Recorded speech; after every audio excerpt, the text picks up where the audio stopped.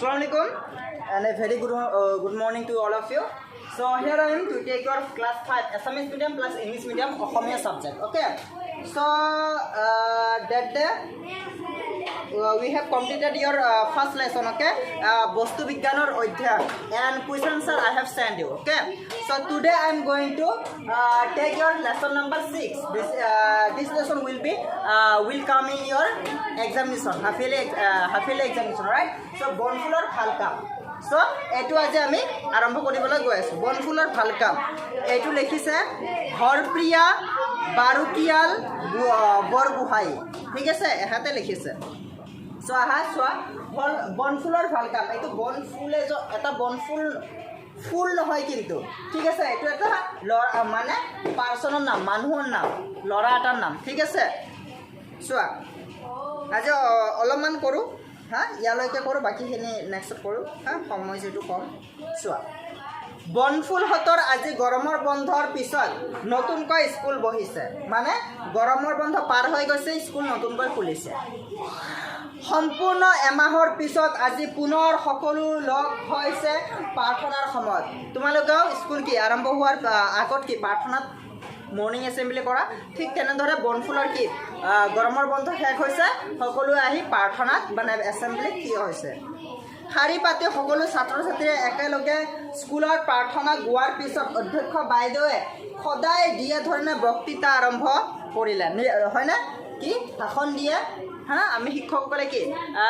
assembly পাৰ হোৱাৰ পিছত তোমালোক কিছুমান কথা কওঁ ৰাইট তেনেকৈ কি সেই বনফুলহতৰ স্কুলৰ যিটো হেডমাষ্টাৰ আছিল মানে হেডমাষ্টাৰ নে ৰাইট মানে অধ্যক্ষ বাইদেউ আছিল তেখেতৰ বক্তৃতা দিয়া আৰম্ভ কৰিছিল তেওঁ সকলোকে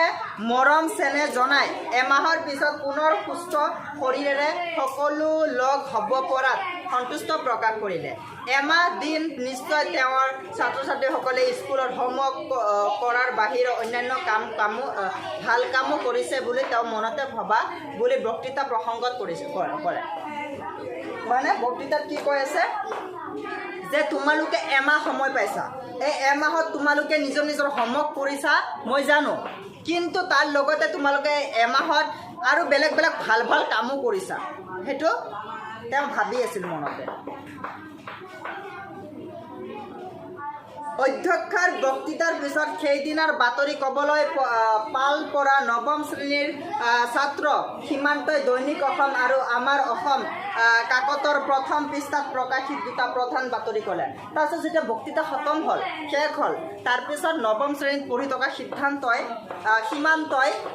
দৈনিক বাতৰি মানে নিউজ পেপাৰৰ দুই এটা মানে নিউজ ক'বলৈ আৰম্ভ কৰিলে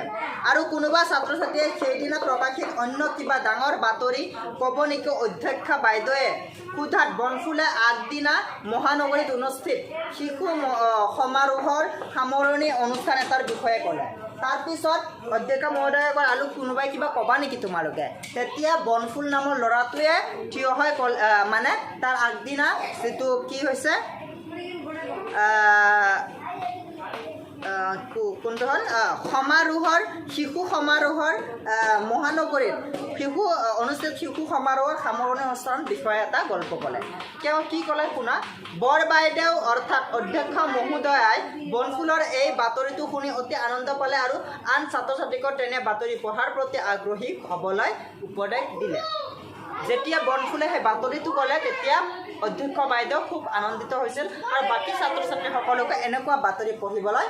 কৈছিল ঠিক আছে লগে লগে স্কুলৰ ঘণ্টা পৰে আৰু সকলো ছাত্ৰ ছাত্ৰীয়ে শৃংখলাবদ্ধভাৱে শাৰী পাতি নিজৰ কোঠাত আসন গ্ৰহণ কৰিলেগৈ ঠিক আছে তাৰপিছত বেল বাজাৰ পিছত সকলোৱে শাৰী পাতি কৈ নিজৰ ক্লাছত বহিল ঠিক আছে